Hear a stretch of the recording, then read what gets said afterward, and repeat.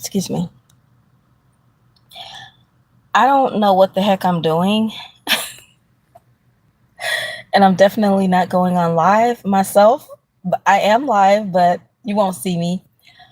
I'm just practicing and trying to check things out. And I'm really playing around with things because I don't know what I'm doing yet. It's been years since I've done a live. And like I said, I don't know what I'm doing. But I know I don't want you to see me yet. Hopefully you can hear me. I don't know. But I am at Popeyes right now. So I'm literally, Popeyes is directly behind me. So this is my first meal of the day and I was hungry and I had a taste for Popeyes. So I'm like, okay, I'm going to Popeyes. So I get to Popeyes all excited and everything. And then when I dove in, I'm sitting in my car and I'm eating. I'm like, I'm going to eat here and just enjoy my quiet time because my daughter's out of town and I'm just enjoying myself. So I dive in. First piece, right? Favorite pieces is the what's that piece? I have a bit of a migraine right now. The first piece is a a thigh and a breast, okay? So I'm eating the breast, chicken breast. Dove in there first, and so then I ate the thigh. And I'm about to dive into the thigh. And then as I'm eating the first bite, I feel a hair. I'm like, oh gosh. So I felt the hair. And so needless to say, I took it right back in there. And I'm like, I dove into this piece and there it is. There's a hair there. She said, oh, I'm so sorry. She said, I know that's the last thing you want to find in your food because that'll make your stomach turn. So she gave me a whole new meal. So I'm like, hip, hip, hooray. And then I'm like, I wonder what I'm going to find in this. So I'm scared. I'm scared to eat it, y'all. So I've only had one piece. So I'm scared to eat it, but I'm going to go home, take it home and inspect it. Like Inspector Gadget, like that cartoon that we used to watch growing up. So I'm just totally turned off now. Like my stomach is turning right now. I'm going to stop this fast food facade. I'm going to stop it. Because it's not, every time I get something, it's always me. Either they cheat me or I find a hair or something. Maybe that is just my cue to stop it and just cook my own food. That's what I'm going to do because I'm just like, wow. So needless to say, this new one is sitting right here. Okay. Another 2-piece just sitting there and is waiting to be eaten, but I don't want to eat it because I'm going to take it home and inspect it. Like I'm totally turned off. Like my stomach is literally turning like somersaults right now. Turned off by that piece of hair. So anyways, let me get to the subject, okay? So this was laid in my heart. Close the door and keep it closed. Close the door and keep it closed. Okay. There's this person, I don't know who you are, but there's this one person who every time they come into your life, you're depleted. Every time they come into your life, it's like a minus. It's not a plus, it's a minus. They come and it's like immediately you're depleted. Like it's like a Jezebelic spirit that comes to deplete you because that's what they do. They come to take you down and deplete your life. Okay. That's their mission. That's their one mission. So I don't know who I'm speaking to today, who this will resonate with, but this one person, they come and they want to deplete you and you'll know it because I'm sorry, there's another distraction. One of the signs that Jezebel is, in your life and they want to deplete you is that things will just be depleted in your life right away. And you'll be like, okay. And all it takes is for you to open the door. All it takes is for you to say hi. And you've already sold out. You're sold out to the spirit. All it takes is hi. And all of a sudden, you've let this person back into your life. I don't know if you noticed it, but you need to take note that every time this person comes into your life, it's a minus, it's not a plus, it's a depletion. I pray that you would heed to this warning, because all it takes is for you to open the door to say, all they got to say is hi for some of you out there, and you just turn into silly putty. Okay. Don't let me start preaching, okay? That's just heavy on my spirit right now. Close the door and keep it closed, because this person, this person depletes. They come to deplete your life, and they've already brought so much devastation, heartache, whatever you name it. Don't let them back in. They're coming to pull the same old tricks that they pulled before. So take heed. Take heed. I'm going to tell you a quick story, and it's kind of embarrassing, but somebody needs to know. Amen. Pass it over. LOL. Hi, everybody. By the way, I'm getting used to this live, and I'm just now noticing the people that came in and are speaking. Y'all forgive me. I'm trying to get used to this, and I'm going to get in the groove of things, and hopefully the next time I do a live, you'll see me live. I'm just trying to get a feel for it. It's been years since I've done a live video, but it was a recorded. I've never done an actual live. Maybe one time, but I think I deleted it.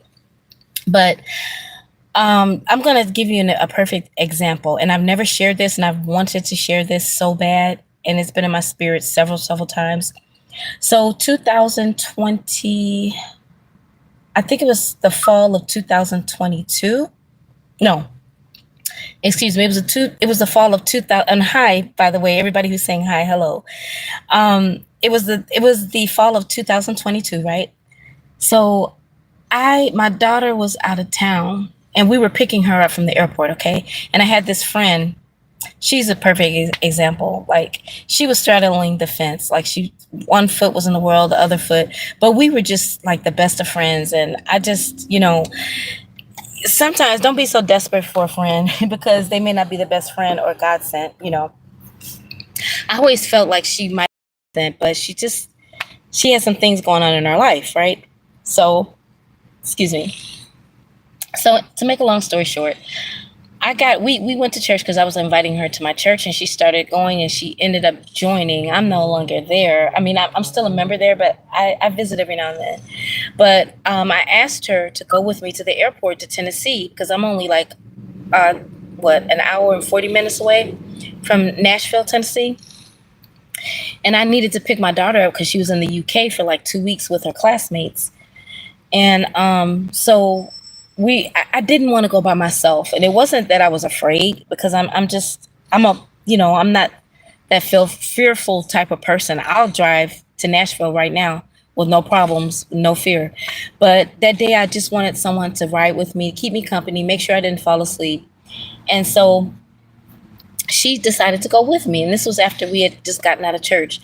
So she decided she would go with me, yes. And so we get there to the airport, and to my surprise, I didn't realize that it was going to be so much traffic, right? And we kept going around and around and around, probably like 12 times, just until my daughter's airplane came in. But it ended up being late that day. So, I forgot to turn my engine on. So, to make a long story short, finally, we get almost there to the entryway to wait for my daughter. And so, we were far from the terminal, like too far for her to walk, right? And she needed to use the bathroom. Okay. This is a little embarrassing, okay, but it's going to help somebody. So she needed to use the bathroom, and we were too far. She couldn't walk. So I had a bag in the car, in my van. That's when I had my van, right? I had a bag. I was like, girl, do what you got to do. Do what you got to do. So she's in the back. She couldn't make it. So what are you going to do? So she's in the back, and she used the bathroom. She missed the bag. So it's all in the back, right? She's all in the back, not the back seat, but on the floor, because she knelt down and did what she had to do, because there's cars everywhere. I had a van, and so my windows were kind of tinted. So she did what she had to do, but she missed the bag. I was like fuming mad, okay? And so I'm thinking, oh my gosh, she missed the bag. She couldn't make it to the door, to the terminal to go use the bathroom. So now my daughter, finally, her plane comes in. It was late, but she finally came in. So when my daughter got on the side of the thing, on the other side, I had to tell her, get on that other side because we have an accident back here on the other side, okay? So then my daughter, she did what I told her to do. She got on the other side. It took us probably like an hour or two because we had stopped to get something to eat. So to make a long story short, we got home. My daughter was upset about it. We got home. Next thing you know, probably within the next 2 weeks, everything that could have gone wrong with my van did. Everything went out. I mean, from A to Z, everything was going wrong with my van. Don't let anybody, just anybody, get into your car. I don't care if you feel like they're your best buddy, best friend, or whatever. Don't let anybody, just anybody, get into your car. And let me tell you why. Because during that season, she was being delivered from demons in her life. And she had one of those demonic spirits that, you know how you hear prophets say you're marked for death if they have a message. And she was, because every time she'd go out, just about, she would get in a car accident. Like someone was always the devil was always trying to kill her. And I prayed about it because I really wanted company to go, you know. And so I had to break away from that friendship because everything, my car, I lost my van and everything. I was a door dasher. I did Hub Grub. I did, what's the other one? What's the other major one? I can't think of the other delivery. I did like four. I was doing like four different deliveries because that was my thing. I like being my own boss, you know, and so I had like 4 jobs that year. And so everything, my van just completely diminished. I had to sell it. Okay. So I say all this to say, don't just let anybody in your life, and don't just go around anybody, because you don't know what spirits are attached to them. And sometimes when people are being delivered, guess what? Those demons start to manifest. And everything that was in that girl's DNA was in my back seat. And that's why my car, my van went haywire, because those spirits that were attached to her were attacking my car. I know that sounds crazy, but what you're attached to will attack you. Does that make sense? I'm talking like, being friends with someone, being in a relationship with someone. You got to pray to God and ask him for discernment. Should I be attached to this individual? Should I be around this individual? Is this my friend or not? Are they heaven sent or not? Lord, did you send them? Did you not? And so I pray that this helps someone who comes across this video. Maybe it doesn't apply to any of you who are listening, but it really does matter who you're attached to. And some people come into your life, not the person itself, but the spirits that are attached to them. That sounded like a gunshot, didn't it? But it's not. It's somebody's car. So, you just have to be careful. You have to use discernment. You have to pray. Most people know pretty much most prophets are by themselves anyways. It's a lonely walk. But God did bring 2 friends into my life, and they happen to be both male, believe it or not. And one sent me a nice gift this morning at my door. I'm like so flabbergasted. And another one, that was going to be my theme on the video actually this morning, was pay attention to who is really down for you. Pay attention to who your true friends are. Watch the character. Fruit speaks, y'all. The fruit speaks. And I've had someone in my life who's been praying for me for countless years, prophesying, praying for me, been there through thick and thin. And I just kind of shrugged them off. I'm like, I can't get rid of this person yet. Still praying for me, still interceding for me. Know who's down for you. Just know who's down for you. That's all I want to say about this. I don't want to add anything to it, take it away.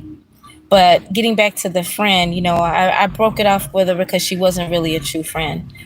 But so sometimes, the walk is lonely, but it doesn't mean that God has left you. God is with you.